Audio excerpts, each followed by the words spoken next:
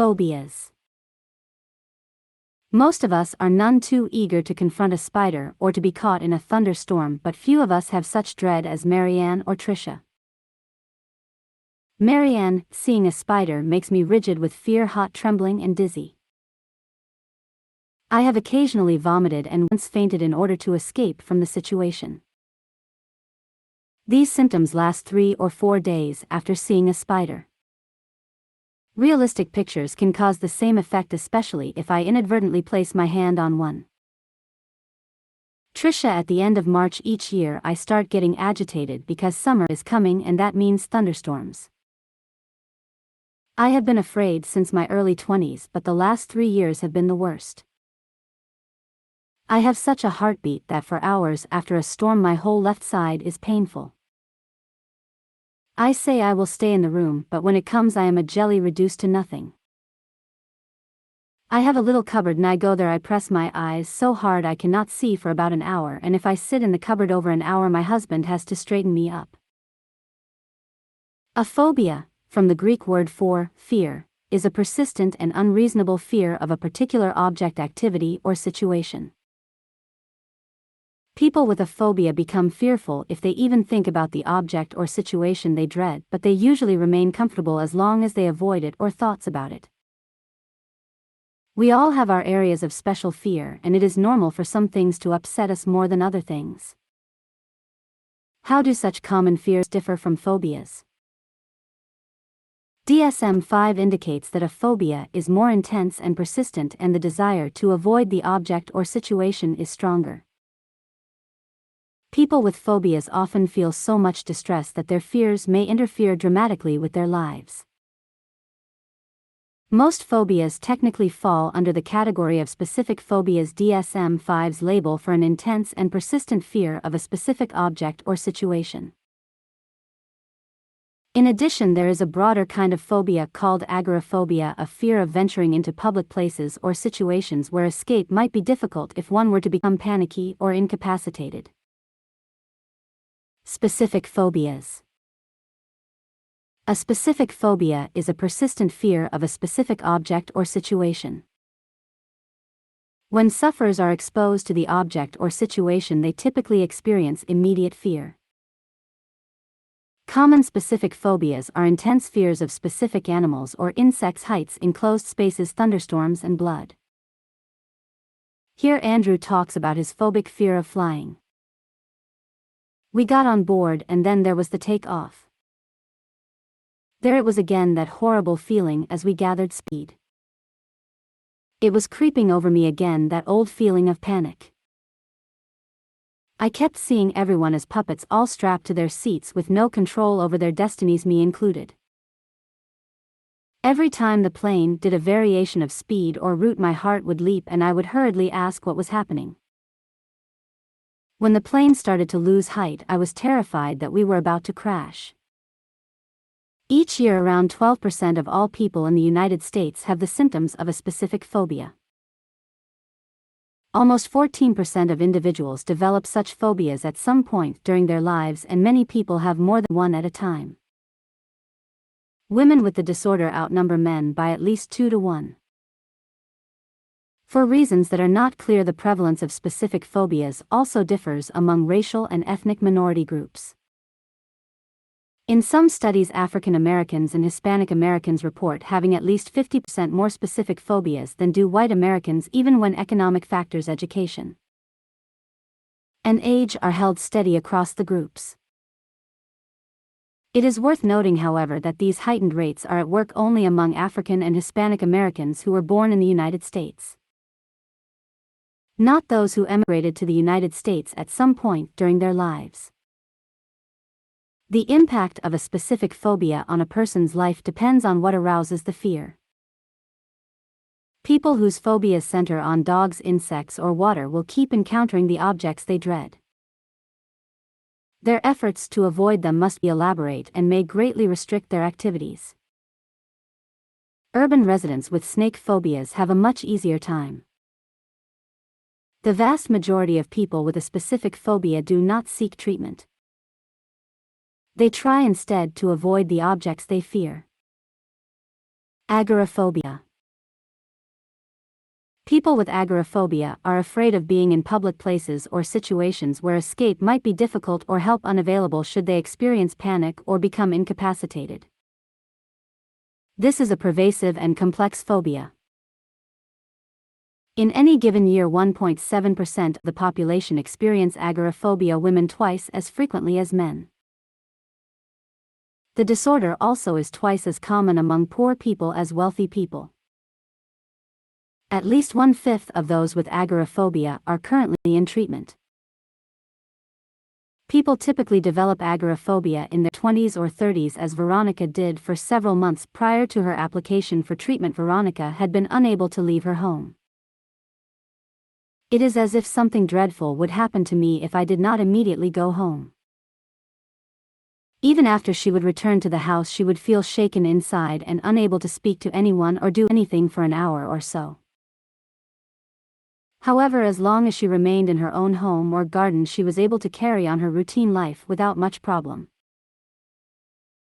Because of this agoraphobia, she had been unable to return to her position as a mathematics teacher in the local high school after the summer vacation. Veronica stated that she had always been a somewhat shy person who generally preferred keeping to herself, but that up until approximately a year ago she had always been able to go to her job shop or go to church without any particular feelings of dread or uneasiness. It was difficult for her to recall the first time, but it seemed to her that the first major experience was approximately a year before, when she and her mother had been Christmas shopping. They were standing in the middle of a crowded department store when she suddenly felt the impulse to flee. She left her mother without an explanation and drove home as fast as she could. After the Christmas vacation, she seemed to recover for a while and was at least able to return to her classroom duties without any ill effect. During the ensuing several months, she had several similar experiences, usually when she was off duty, but by late spring these fears were just as likely to occur in the classroom. In thinking further about the occurrence of her phobia, it seemed to Veronica that there was actually no particular stress which might account for her fear. It is typical of people with agoraphobia to avoid entering crowded streets or stores, driving in parking lots or on bridges, and traveling on public transportation or in airplanes. If they venture out of the house at all, it is usually only in the company of close relatives or friends. Some insist that family members or friends stay with them at home, but even at home and in the company of others, they may continue to feel anxious. In many cases, the intensity of the agoraphobia fluctuates, as it did for Veronica. In severe cases, people become virtual prisoners in their own homes. Their social life dwindles and they cannot hold a job. People with agoraphobia may also become depressed sometimes as a result of the severe limitations that their disorder places on their lives. Many people with agoraphobia do in fact have extreme and sudden explosions of fear called panic attacks when they enter public places. A problem that may have first set the stage for their development of agoraphobia. Such individuals may receive two diagnoses: agoraphobia and panic disorder. An anxiety disorder because their difficulties extend considerably beyond an excessive fear of venturing away from home into public places. What causes phobias? Each of the models offers explanations for phobias. Evidence tends to support the behavioral explanations. Behaviorists believe that people with phobias first learn to fear certain objects, situations, or events through conditioning. Once the fears are acquired, the individuals avoid the dreaded object or situation, permitting the fears to become all the more entrenched. Behavioral explanations: how are fears learned? Behaviorists propose classical conditioning as a common way of acquiring phobic reactions. Here, two events that occur close together in time become strongly associated in a person's mind. The person then reacts similarly to both of them. If one event triggers a fear response, the other may also. In the 1920s, a clinician described the case of a young woman who apparently acquired a specific phobia of running water through classical conditioning.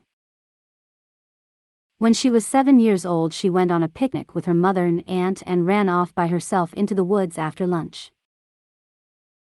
While she was climbing over some large rocks, her feet were caught between two of them. The harder she tried to free herself, the more trapped she became. Number 1 heard her screams and she grew more and more terrified. In the language of behaviorists, the entrapment was eliciting a fear response. Entrapment fear response. As she struggled to free her feet, the girl heard a waterfall nearby. The sound of the running water became linked in her mind to her terrifying battle with the rocks, and she developed a fear of running water as well. Running water fear response. Eventually, the aunt found the screaming child, freed her from the rocks and comforted her, but the psychological damage had been done. From that day forward, the girl was terrified of running water. For years, family members had to hold her down to bathe her. When she traveled on a train, friends had to cover the windows so that she would not have to look at any streams. The young woman had apparently acquired a specific phobia through classical conditioning. In conditioning terms, the entrapment was an unconditioned stimulus, us, that understandably elicited an unconditioned response, of fear. The running water represented a conditioned stimulus, CS, a formerly neutral stimulus that became associated with entrapment in the child's mind and came also to elicit a fear reaction. The newly acquired fear was a conditioned response, CR. Us entrapment fear. CS running water CR fear. Another way of acquiring a fear reaction is through modeling, that is, through observation and imitation. A person may observe that others are afraid of certain objects or events and develop fears of the same things. Consider a young boy whose mother is afraid of illnesses, doctors, and hospitals. If she frequently expresses those fears, before long the boy himself may fear illnesses, doctors, and hospitals. Why should one or a few upsetting experiences or observations develop into a long-term phobia? Should not the trapped girl see later that running water will bring her no harm? Should not the boy see later that illnesses are temporary and doctors and hospitals helpful? Behaviorists believe that after acquiring a fear response, people try to avoid what they fear. They do not get close to the dreaded objects often enough to learn that the objects are really quite harmless. Behaviorists also propose that learned fears of this kind will blossom into a generalized anxiety disorder if a person acquires a large number of them. This development is presumed to come about through stimulus. Generalization responses to one stimulus are also elicited by similar stimuli. The fear of running water acquired by the girl in the rocks could have generalized to such similar stimuli as milk being poured into a glass or even the sound of bubbly music. Perhaps a person experiences a series of upsetting events. Each event produces one or more feared stimuli, and the person's reactions to each of these stimuli generalize to yet other stimuli. That person may then build up a large number of fears and eventually develop generalized anxiety disorder. How have behavioral explanations fared in research? Some laboratory studies have found that animals and humans can indeed be taught to fear objects through classical conditioning. In one famous report, psychologists John B. Watson and Rosalie Rayner, 1920, described how they taught a baby boy called Little Albert to fear white rats. For weeks, Albert was allowed to play with a white rat and appeared to enjoy doing so. One time when Albert reached for the rat, however, the experimenter struck a steel bar with a hammer, making a very loud noise that frightened Albert. The next several times that Albert reached for the rat, the experimenter again made the loud noise. Albert acquired a fear and avoidance response to the rat. Research has also supported the behavioral position that fears can be acquired through modeling. Psychologists Albert Bandura and Theodore Rosenthal, 1966, for example, had human research participants observe a person apparently being shocked by electricity whenever a buzzer sounded. The victim was actually the experimenter's accomplice. In research terminology, a Confederate who pretended to feel pain by twitching and yelling whenever the buzzer went on. After the unsuspecting participants had observed several such episodes, they themselves had a fear reaction whenever they heard the buzzer. Although these studies support behaviorists' explanations of phobias, other research has called those explanations into question.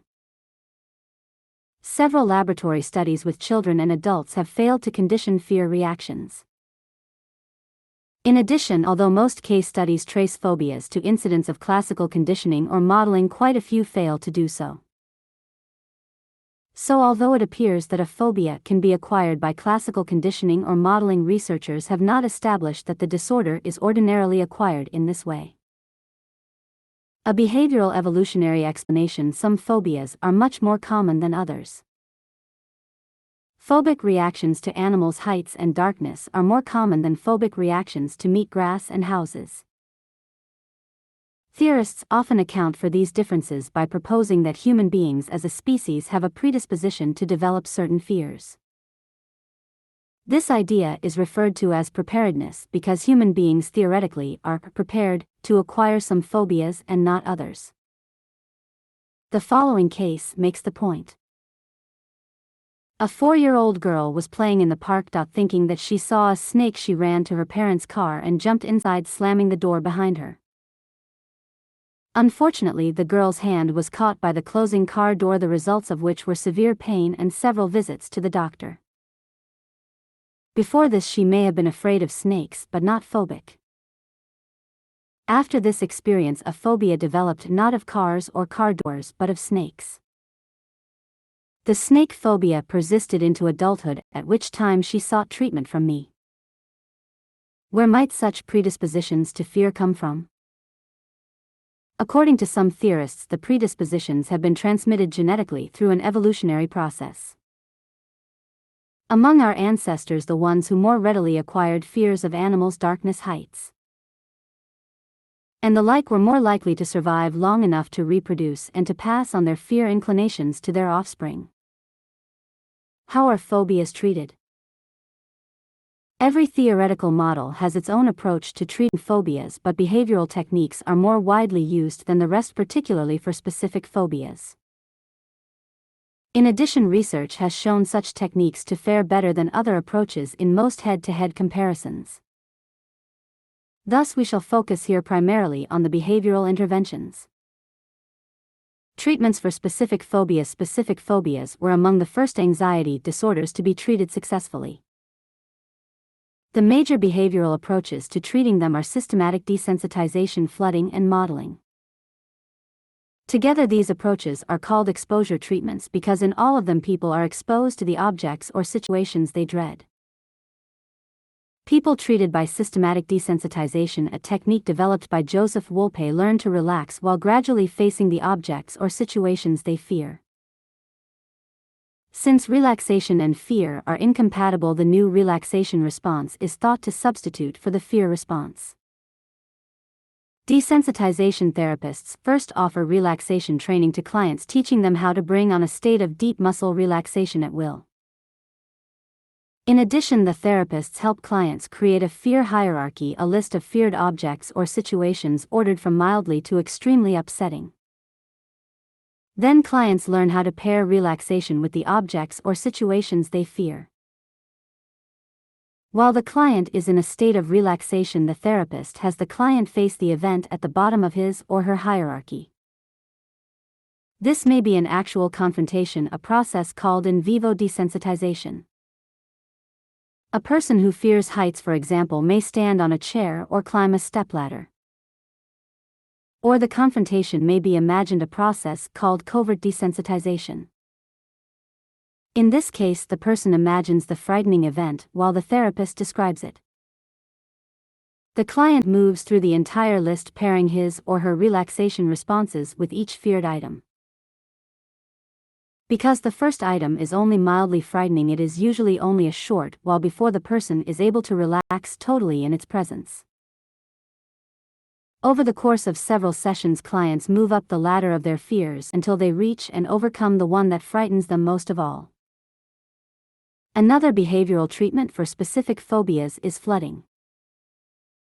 Therapists who use flooding believe that people will stop fearing things when they are exposed to them repeatedly and made to see that they are actually quite harmless. Clients are forced to face their feared objects or situations without relaxation training and without a gradual buildup. The flooding procedure, like desensitization, can be either in vivo or covert. When flooding therapists guide clients in imagining feared objects or situations, they often exaggerate the description so that the clients experience intense emotional arousal. In the case of a woman with a snake phobia, the therapist had her imagine the following scene among others. Close your eyes again. Picture the snake out in front of you now. Make yourself pick it up. Reach down, pick it up, put it in your lap, feel it wiggling around in your lap. Leave your hand on it, put your hand out and feel it wiggling around. Kind of explore its body with your fingers and hand. You do not like to do it, make yourself do it. Make yourself do it. Really grab onto the snake. Squeeze it a little bit, feel it. Feel it kind of start to wind around your hand.